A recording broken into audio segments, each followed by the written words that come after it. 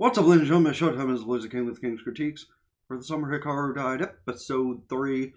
In the last episode, we discovered some more spooky shit, some more gay shit, and some more promise that this is going to be a really good show continuing onward.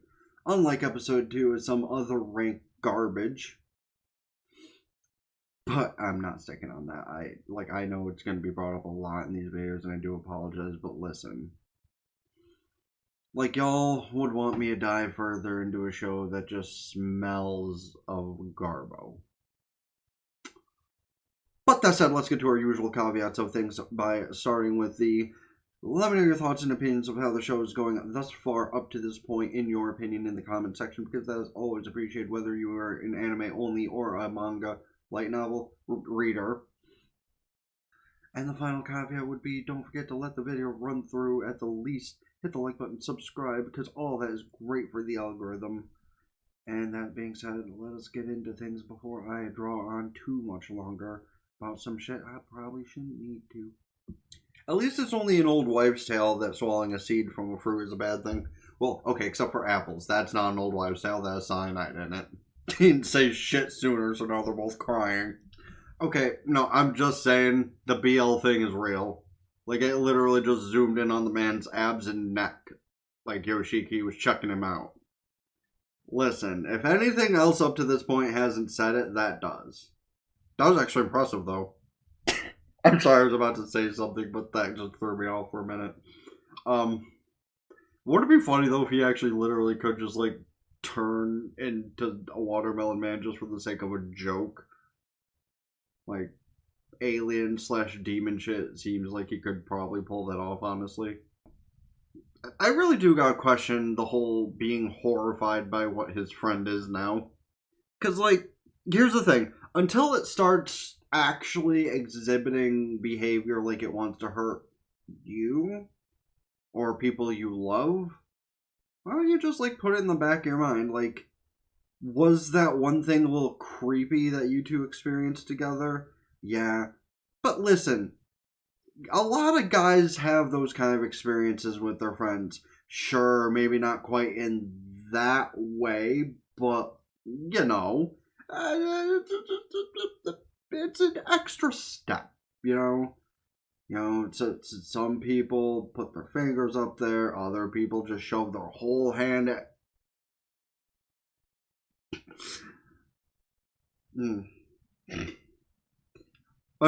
My main point was trying to be, if you have something that's, you know, supposedly evil, but can, like, take out other evil spirits and is willing to protect you, sure, he might be a little less possessive, but also, it's a W, for the most part. Yeah, that's a little bit of a creepy expression while passed out. Like, alien or human, or demon. Also, I'm pretty sure he just, like, said some sort of, like, he fucked up not being honest with him in the beginning. So, like, just saying, that kinda speaks volumes, too. But also, like, I had a small thought I may as well mention when paused. I think his design is probably one of my favorite for any sort of character, and that might have come starting from Fate. Because, like, Fate Stay Night was one of the first anime I watched when I started consistently watching anime. You know, not just like, you know, turn on Toonami before school, seeing Sailor Moon, Inuyasha, etc. But like the point where I actually started reaching out to find more anime for myself. I think because Fate was one of those first things I watched, which I know, insane thought process for a first anime. Like, for consistency's sake. Because, like, I watched Stay Night, and then many years later, I learned there was so much more to the world, and I was like, oh my. And, listen, I have good intention to watch a lot of the Fate content that exists currently, but there's so much. Anyway, my main point was being that the art style for Emiya kind of, like, got me more used to characters like this. That was where that thought process started. Okay, in all fairness, a lot of teenagers made that face, at least in my lifetime. You know, also, here's a completely out-of-the-box thought process for this. What if his friend isn't like dead, because the demon thing did say that while it wasn't breathing, the body did still have a pulse. So like, what if by the end of everything, the demon's able to just kind of like repress itself inside the body, or even leave the body, and return his friend back to the normal state? I know that's not like the most likely thing, but this is also anime, so it's not impossible. Why would you leave your phone near somebody when you sent a questionable text message? Also, speaking of questionable, YouTube, don't yell at me. Those are watermelon. Well, you saw the text. Now she's gotta die. We think. Yeah, see? Y'all need to get with the times, man. Like, yes, you are technically correct. But is it the lesser of two evils, or is it the evil? That's still to be determined. Okay, but like I will say, the bangs getting in the way of looking at somebody is probably why I try to like get my hair cut every at least 5 to 6 months. Because listen, this shit is irregular as it is. They probably could have done a little bit better, but it's my fault for not giving good instructions. Like these things just sometimes it pisses me off. But like I gotta sometimes, because man, it's difficult to see. Good lord.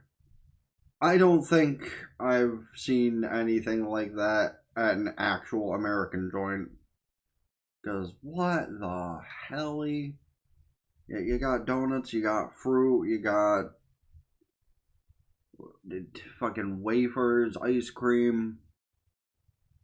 Some things I don't even like. What the hell is that in front? Is that an orange? I think that's an orange. The hell is that behind the strawberries? A pineapple? Might be a pineapple. Got a little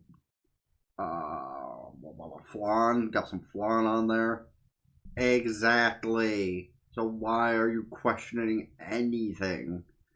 Like, if you rebel against him, he could just take you out and it wouldn't be a problem to him anymore. But he doesn't want to do that. That demonic thing is like more in love with you than maybe your actual best friend was. Or, here's the crazy part. What if that demonic thing connected with Hikaru as a child? You know, back when him and his dad used to go camp up there? And, like, they've been connected ever since. So he was just waiting for his time, biding for the opportunity. Okay, the face, though. Like, that's something the real one probably would have been able to do anyway. But the demonic one doing it kind of has a different feel to it. Yes, actually. You know, they really should just, like, take a minute to talk, though. Like, they're alone right now. Dude, Hikaru could just turn the other chair around and be like, alright, I see your unease about this whole situation. I'll answer whatever I can, man. Shoot! Because, like, listen, I understand that he probably doesn't have, like, all of his awareness about whatever kind of demonic shit is going on with him. But he knows enough that he can defend Yoshiki from the other shit. So maybe he has some idea about what he is. And like if he wants to stay close to Yoshiki, then couldn't he just like field some questions? You know, there's been a lot of shows where shit like this goes down. And I think like on occasion some of them have tried to field questions that their new partners have had. You know, obviously, that couldn't be the case at the current point I'm at in that shitty garbage show that's happening right now. But, like, if that stupid, dumb octopus thing could, it probably would field more questions. You know, there's been other shows like this that have taken place where it could be questioned.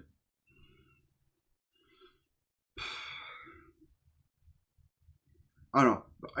The only thing that's coming to mind is the show I thought this would be like. Because I thought this would be like The Detective Is Already Dead. Which, by the way, where the fuck is our season 2 of that? I want to see more Siesta. And I want to see more of the plot. Like, we got some more... That's one of those anime where, like, it opened up a new world with the last episode of the season. And there could have been more with the plot. But they haven't given us that yet. And, But yeah, I thought this would be kind of like that. It's not, obviously, but, like, my main point is Hikaru could at least, like, try to field some questions if he has any. Okay, now he does just sound like a jealous girlfriend. See, you just kind of stuck yourself in a position that's very awkward for both of you. Because, like, on the one end, this demon thing does, care for you and not want to hurt you. But on the other end, you basically just told it to fuck off, and, like, that willingness to pull back and not kill you might be weakening a little bit because you said some shit you shouldn't have. Yeah, that's not good. But, like, here's the thing. What if both are yours, Because, like, it could have been the whole Hikaru did totally have some of those thoughts about Yoshiki before dying. And then when you took over his body and assimilated with him, those feelings were already there, but then they started to grow more. Okay, but really, that's pretty damn close to some Junji Ito shit. That's usually not the mess being made when somebody is pinning somebody down. Yeah, no, there are definitely a lot of freaks out there for sure. Listen, do I have to say anything? Well, if phrasing has anything to say, you just came inside of him. And, like, not on that end, YouTube, but also kind of on that end? It's very confusing. And also, was that chick holding a severed head? I'm pretty sure that chick was holding a severed head. True and factual. Well, hopefully the fake Hikaru didn't kill the mom. No, he's actually just, like, huddling up like an actual depressed human. Okay, but, like, the many times I continue to say it, it keeps being more obvious, doesn't it? And yet, of course. Okay, listen. If anything else hasn't said that this is some BL level stuff, a summer festival episode speaks that. Like, what is one staple in any sort of romantic related anime? A festival. So this is some BL level stuff more so now than ever. Because, like, listen. He may have just had his best friend inside of him. And I know out of context that's a very strange statement to make, but, like, this does straight up keep getting, matter-of-factly enough speaking, gayer and gayer. Which, again, zero problem. Like, we literally have a whole day we dedicate to some gay shit in Yuri Monday. So, like, this being a different level of that doesn't make it any less of a fact. I said before, I am the lowest common denominator of a human being this in the year of 2025. That doesn't change, but that also doesn't change the fact that it might not be quite my usual style of gay media. But hey, listen, it's pretty fucking entertaining either way. So, like, the whole of it is still really good. I'm, like, honestly, kind of here for it if they finally commit. Kind of like an Aha run where I was, like, totally here for the one guy to at least admit his feelings for, the main character. But that never happened, so he basically just went, yeah, well, after high school I kind of swing both ways now, so you know what? You, the friend who's been here the entire time, want to just get hitched? And she was like, yeah, alright. Honestly, high key, was surprised the whole show ended like that. But that said, I'll talk enough less on the gayer end of things and get back to the whole point of the show of the entire plot of it so far has been very fun. There's still the question on, is he the true evil that they're talking about, the Naoki thing or whatever? Or was he just something that existed to try and, like, hold it down? Because, like, even he said that a lot of shit's been, like, more rampant since he, like, left the mountains. So, you never know. So I can't wait to find that factor out. Who else is going to end up dying in exchange for it, however? That's another question. No, the whole ex, or the whole, like, jealous girlfriend vibe that Hikaru was letting off throughout most of the episode. honestly, I did kind of question the one chick's like livability level, but I think based on what he said, maybe realistically she's fine, but also. So you can let me know your thoughts on that if you're a non-manga reader or what have you in the comment section. And even so, you can like, I don't know, give me your general thoughts on where you think things are going if you were reading the source material, whether it be manga, light novel, whatever. Honestly, the whole of whatever it is confuses me most of the time. Like, I know usually stuff that comes from Korea, that's more of a manhwa kind of thing, like Solo Leveling. But like, I usually just kind of relegate everything else to be manga as the source material. So you can correct me on that if you want. But that all said, also let me know about any other shows, movies, etc. I should check out this season, next season, or in general. And as I always say, please do not forget to hit the like button, subscribe to the gaming channel, the description, ring both bells, like Facebook, follow Twitter, and Blue Sky, keep updated with things. TikTok, Patreon, get the full and visual and audio stuff I upload over here month by month, unless I start getting consistent people over there because they have a limit to their storage space, which really sucks because even if I delete videos, which that was a terrible choice to do because now those videos just don't exist. But at least I deleted videos that like I was just kind of iffy on the series anyway, so it was that. But also don't forget to go follow on Purple Prime for free. I did start a green account. I might put in the description once I start doing streams over there, but for now, I use the same name there as I use on YouTube and the Purple guys, so. Yeah, check out the playlist here, leave it running, have conversations with stuff within whatever, check out the video recommended to you by YouTube here, or if you're watching the smaller version, the bigger version to see what you missed. And all being said, spend the blaze again with King's Critique, sign out, ta for now.